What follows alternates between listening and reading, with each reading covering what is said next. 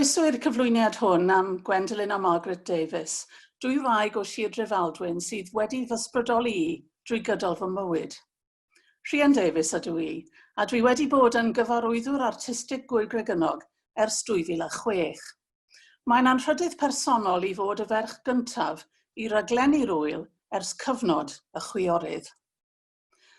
Dwi wedi bod yn ymwybodol o hanes Gregynog ers ymhlentyndod, oherwydd roedd fy mam Rhian Davies yn creu cerddoriaeth yn y neuadd a hithau'n fyfyriwr yn Aberystwyth yn ystod y 50au, pan oedd Margaret yn dal yn byw yno. Yna fe wnaeth hi anhad am gartrefi yn y Drenewydd cwta 5 milltir i ffwrdd, felly mae e'n cysylltiad ni fel teulu yn mynd yn ôl tua 65 o flynyddoedd. Ganed Gwendolyn Davies ym 1882, a Margaret neu Daisy fel y gelwyd hi ym 1884.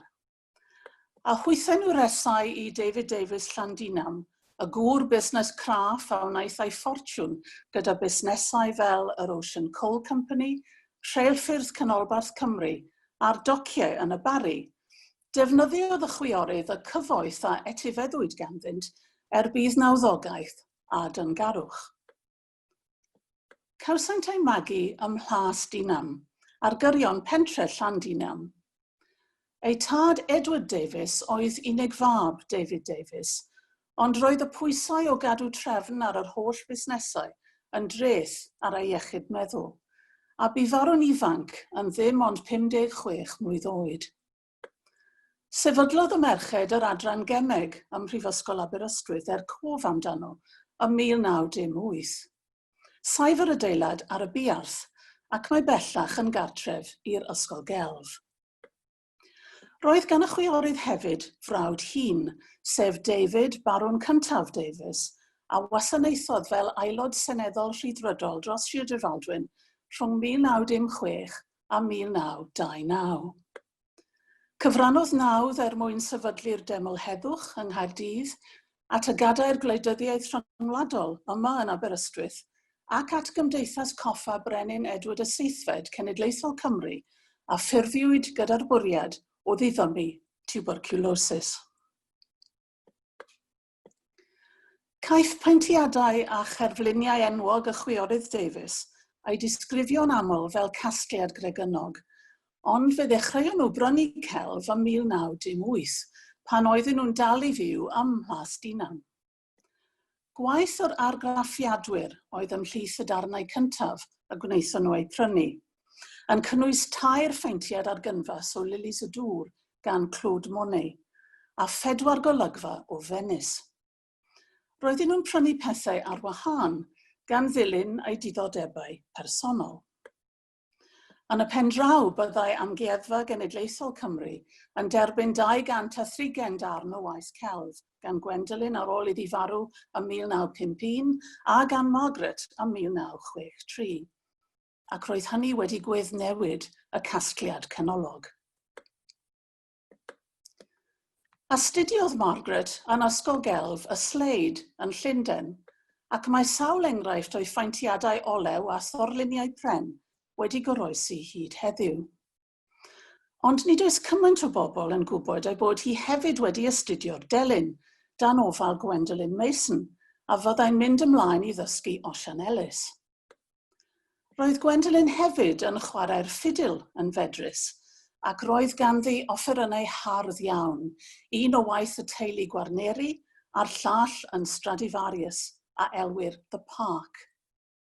Gwyddom bod hi wedi chwarae sonata César Franck, sy'n ddarn heriol iawn, mewn perfformiad cyhoeddus a drefnwyd gan Clwb Cerddoriaeth Brifysgol Aberystwyth ym mis Chwefror 1911. Treuliodd y chwiorydd gyfnod yn Ffrainc yn ystod y Rhyfel Byd Cyntaf gan gefnogi'r milwyr drwy helpu i redeg cantin, y Cantine des Dames Anglaises, mewn tref o'r enw Troyes. Ond ym 1918, dechreuodd Gwendolyn wneud cynlluniau i noddi cadair cerddoriaeth yn Aberystwyth ar flwyddyn ganlynol pen nodwyd Henry Walford Davies fel athro cyntaf Gregynog. Adran gerdd Prifysgol Aberystwyth oedd hefyd y cyntaf yn y byd i gyflogi ensemble siambr preswyl, sef triawd piano. Heb os nag oni bai, y gwestai mwyaf nodedig oedd y cyfansoddwr a'r pianydd o Hwngari, Bela Bartok, ym mis Mawrth 1922. Digwyddodd rhywun yn y gynulleidfa glywed Walford Davies yn disgrifio perfformiad Bartok fel pendlell llwyr neu baffling yn y Saesneg gwreiddiol. Prynodd y chwiorydd neuadd Gregynog ym mis Gorffennaf 1920, felly canrif yn union yn ôl. Ei bwriad gwreiddiol oedd i greu canolfan grefftau, ac ym 1922 gwnaethon nhw sefydlu gwasg Gregynog a ddaeth yn un o'r gweisg preifat gorau gan gynhyrchu llyfrau ar graffiad cyfyngedig o'r radd flaenaf. Roedd y wasg yn unigryw, oherwydd bod popeth yn cael ei wneud o dan yr un to. Dylunio, typograffeg, darlunio, argraffu a rhwymo. Mae'r ephemera y gynhyrchwyd gan y wasg yn cynnwys y rhaglenni ar gyfer cyngherddau Gwendolyn a Margaret Davies yn neuadd Gregynog. Doedd ganddyn nhw ddim llawer o ddiddordeb yn yr ystafell filiards fel ag yr oedd, ond gwelsant o potensial i'w newid i ystafell gerdd. Cawsant gyngor proffesiynol ar y ffordd orau o wneud hynny, a chomisiynwyd organ newydd gan yr adeiladwr enwog Frederick Rothwell a lunwyd dan gyfarwyddiadau Henry Walford Davies. Dydy ystafell gerdd Gregynog heb newid llawer hyd heddiw, ac mae perfformwyr a chynulleidfaoedd yn dal i ganmol yr acwstig a'r profiad cartrefol o greu a gwrando ar gerddoriaeth mewn gofod gyda lle i ddim ond 200 o bobl. Cyn bo hir, byddai'r chwiorydd yn gwahodd cerddorion byd enwog i'w neuadd, megis Edward Elgar, Ralph Vaughan Williams a Gustav Holst. Cafodd y gantores werin, Dora Herbert Jones, a'i phenodi'n ysgrifennydd i Gwendolyn Davies a'r wasg ym 1924, a byddai'n canu y lawan gwerin Cymraeg i Vaughan Williams a Holst, darnau a drefnwyd gan y cyfansoddwyr ar gyfer côr Gregynog a sefydlwyd yn byti 1928. Cyn iddo farw ym 1934, roedd Holst hefyd wedi ysgrifennu ei ddarn coral olaf ar gyfer y côr, sef gosodiad o eiriau James Elroy Flecker o Spiritual Pilgrim, a chyflwynwyd y darn i Gregynog. Roedd aelodau'r côr yn cynnwys bobl a oedd yn gweithio ar yr ystad, dynion a oedd yn cynnal a chadw'r gerddi, merched a oedd yn rhwymo'r llyfrau yn y wasg, ac athrawon ysgol lleol. Roedd Gwendolyn, Margaret a Dora hefyd yn canu gyda'r côr, ac roedd gwyl Gregynog yn benllanw i'w gwaith. Sefydlwyd yr ŵyl ym mis Mehefin 1933, ac erbyn heddiw dyma'r ŵyl cerddoriaeth glasurol hynaf sy'n bodoli yng Nghymru. Roedd Walford Davies ac Adrian Bolt, ill-dau, yn arwain y côr, a'r cyfeilydd oedd Charles Clements. Bydden nhw'n cynnal cyngherdau ffurfiol ac yn cymryd rhan mewn myfyrdodau yn seiliedig ar eiriau a cherddoriaeth a ddewiswyd gan Gwendolyn a Dora ar gyfer y bore Sul ym mhob gwyl. Byddai'r holl berfformwyr yn y myfyrdodau, y côr a'r arweinydd, wedi eu cuddio y tu ôl i beintiad o waith El Greco, The Disrobing of Christ, oedd yn hongian ar sgrin yng nghanol y llwyfan yn yr ystafell gerdd. Erbyn heddiw mae llyfr ymwelwyr Gregynog yn Llyfrgell Genedlaethol Cymru, ac mae'n frith o gerddorion nodedig a wnaeth berfformio yn yr ystafell. Serin yr ŵyl gyntaf oedd y feiolinydd o Hwngari, Ieli Daranyi.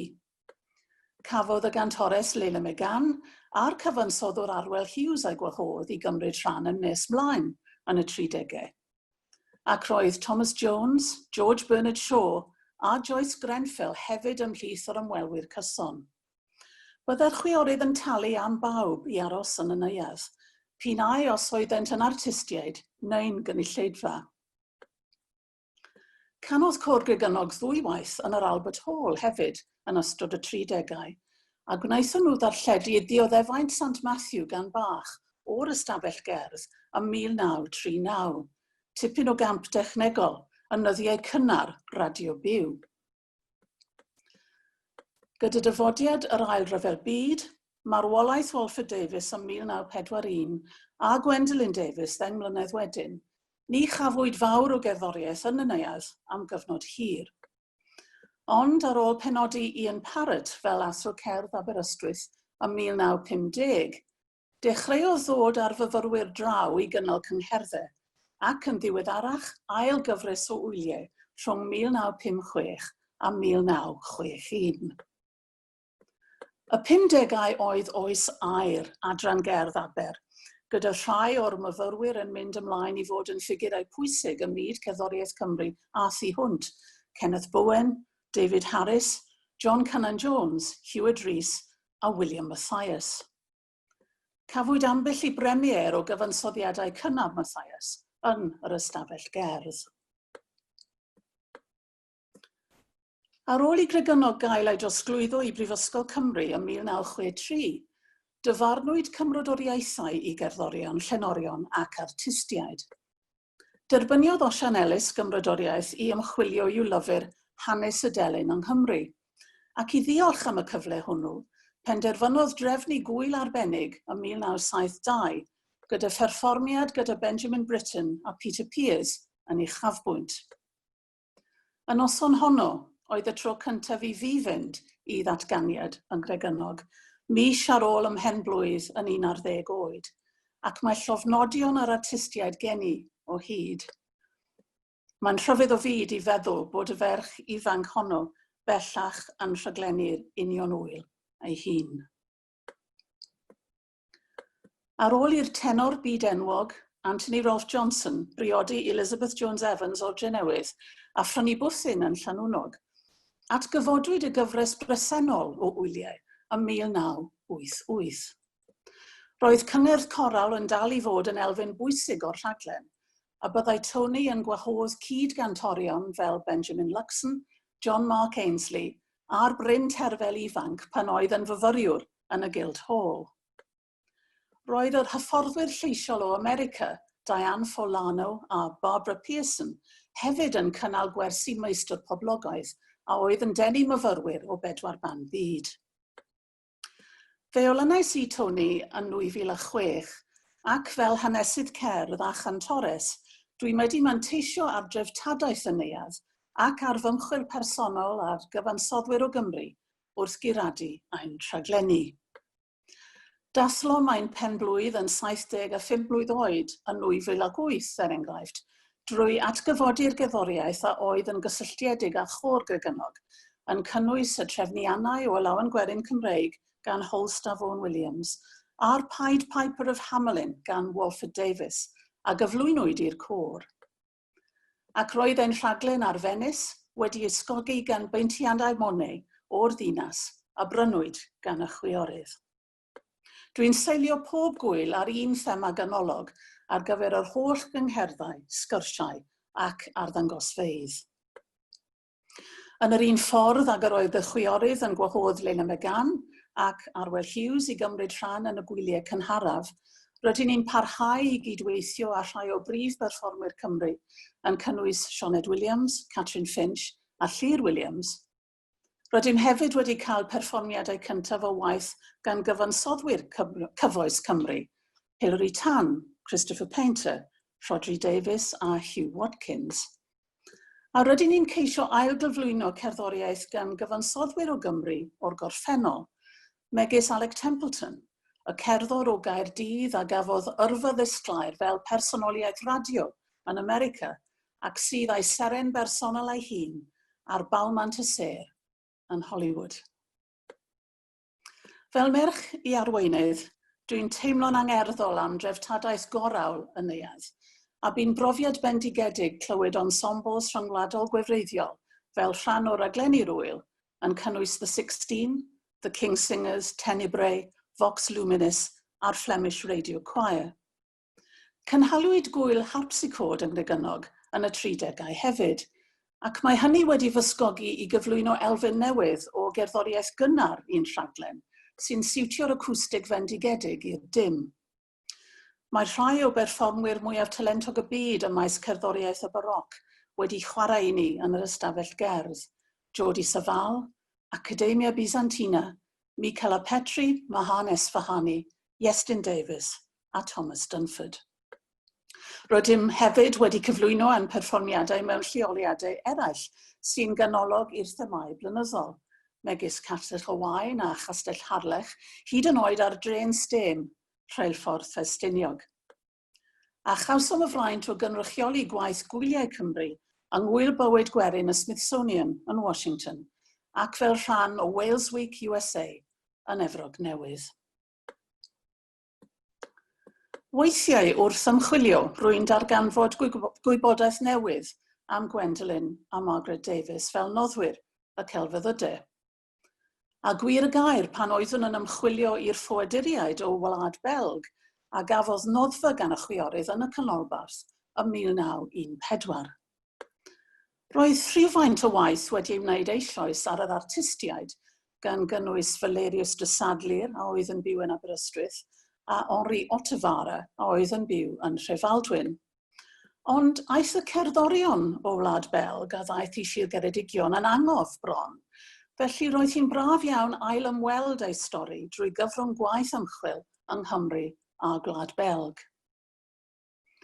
Mae'r straeon coll hyn yn taflu goleuni newydd ar ddyngarwch ag agwedd ryngwladol y Chwiorydd Davies. Wel, dyma gynnig rhai diolchiadau cyn i mi orffen.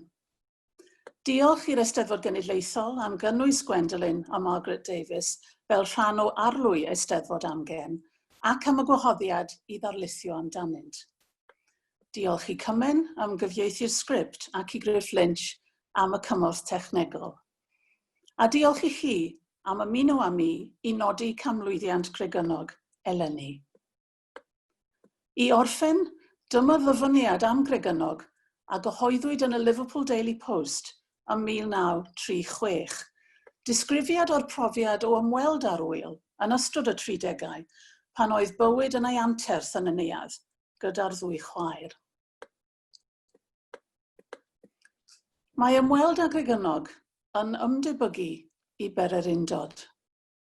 Yma, ymysg bryniau tawel Sir Drefaldwyn, yr hudoliaeth a'r llonyddwch, lle mae natur a chelf yn cystadlu am y gorau, cair gwyl flynyddol o farddoniaeth a cherddoriaeth.